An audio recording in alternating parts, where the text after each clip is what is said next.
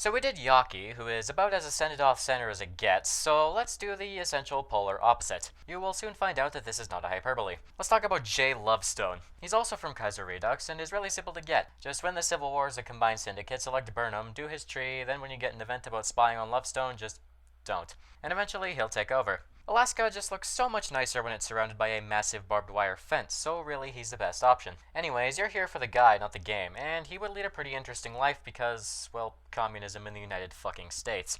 Lovestone would be born Jacob Leibstein at some point in 1897. I say some point because at this time, localized to this part of the world, correct dates weren't really a thing, so his official date of birth is December 15th.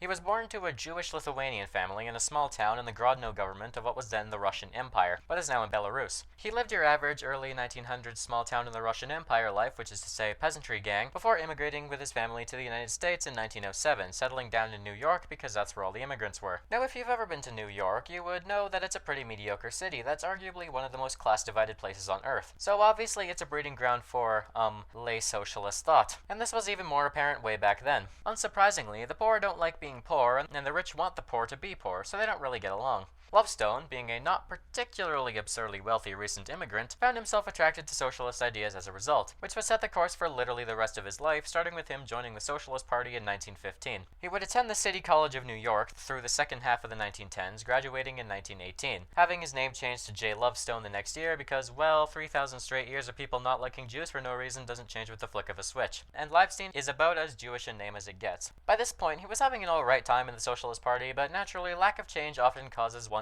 eyes to wander, and his happened to wander straight to the fucking communists. God damn it. Alright, enough of the boring shit, it's time for the fun part. No movement is complete without incessant factionalism, and the American Socialists weren't about to miss out. In 1919, Lovestone would work with some other like-minded individuals, and a conference would be held that resulted in the creation of a left opposition faction within the Socialist Party. The Socialists didn't like this, so they threw out everyone even remotely supportive of this group, who then promptly went, "Fine, I'll make my own socialism with blackjack and hookers." And thus, the Communist Party of the United States was born. The party promptly split into two groups before they even got out the door. Notably, a faction led by Charles Ruthenberg that was essentially right opposition communism, which, side note, is a fucking rabbit hole in and of itself. Basically, it's the general idea that a gradual slide into socialism is a better idea than, whatever the fuck Stalin did. They believe that allowing the lower classes to naturally progress into socialism with the right nudge would be the best way to go about things, rather than forced collectivization and proletarian dictatorships and unsavory shit like that. The primary proponent of this was Nikolai Bukharin over in the Soviet Union, and this faction supported him considerably. The other group, led by William Z. Foster, were essentially hardline Stalinists.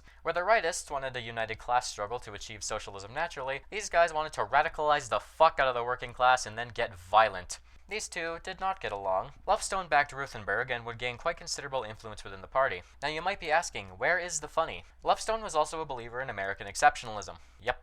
Socialist, by the way. He very publicly espoused that the United States had capitalism so entrenched in its system, and it had given the United States a ludicrous amount of power, to the point that your average communist wasn't going to do anything about that. Hence his advocacy for the Bukharin approach, because let's be real, advocating for Stalinist policies in the US would be both political and very real suicide. Let the people create the ideal situation for a revolution, and it will come eventually. But yeah, he simped for the US a fair bit. America is truly the best country in the world, even for the socialists, apparently. Now we get to talk about the shit show that was Soviet politics at this time. When Lenin died in 1924, he did not explicitly name a successor. Whoops. We all know how this ends. Stalin was able to outmaneuver Bukharin, Trotsky, and Zinoviev and take over. Several years of shenanigans ensue, which sees Trotsky thrown out and exiled, and basically the entire opposition within the party purged. Fun times. Anyways, in 1925, one of the CPUSA faction leaders, John Pepper, went to the Soviet Union to work with the Comintern, putting Lovestone as his second-in-command with Ruthenberg. But actually no, because Ruthenberg just fucking dies 2 years later, making Lovestone the de facto leader of the Communist Party. And because parallels are fun, James Cannon, another prominent communist allied to Foster, decided that he was a Trotskyist, actually, causing Lovestone to force his and his supporters out of the party in 1928. It's like poetry, it rhymes. Unfortunately, despite being in charge for a couple years, Lovestone sort of needed to dance to Stalin's tune to have legitimacy, and Stalin was about to cut him off. In 1929, Bukharin was forced out of the Soviet government, giving Stalin total control over the country. This had the consequence of Lovestone, who supported Bukharin, now being told that he no longer had a job, with Stalin not so subtly threatening to murder him and most of his buddies while they were in Russia.